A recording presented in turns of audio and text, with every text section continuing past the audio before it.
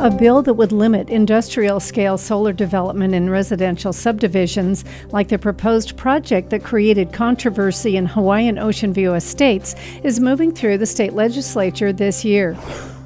Ka'u Representative Richard Cregan introduced House Bill 2665. The bill requires special permit approval for solar energy facilities larger than 15 kilowatts on one or more lots in non-conforming residential subdivisions. From your perspective, this is obviously a situation which has kind of gone on the Big Island.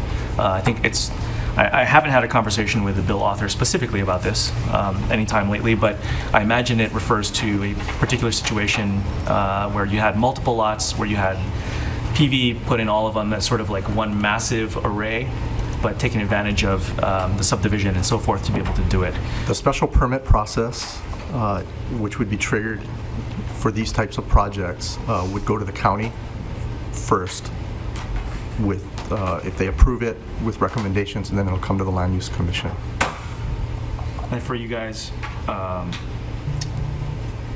ultimately, assuming that there's probably, I don't know, a dozen or more potential situations like this that could theoretically pop up just based on existing land ownership, is this pressing now to address, or would you guys kind of let it sit and let the counties kind of figure things out if we were to go that route? I believe this is in response to a particular project or set of projects on the Big Island. And clearly they believe that it's critical to address.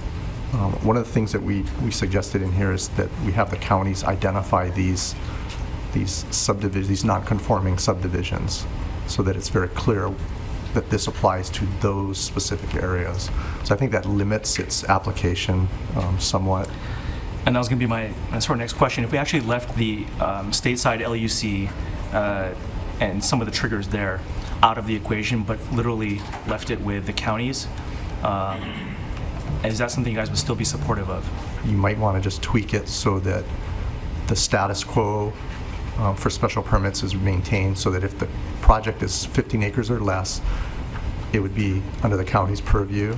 Only those projects that would either as a single lot or as a combination of more than two lots that would be larger than 15 acres then would have to come up to the Land Use Commission.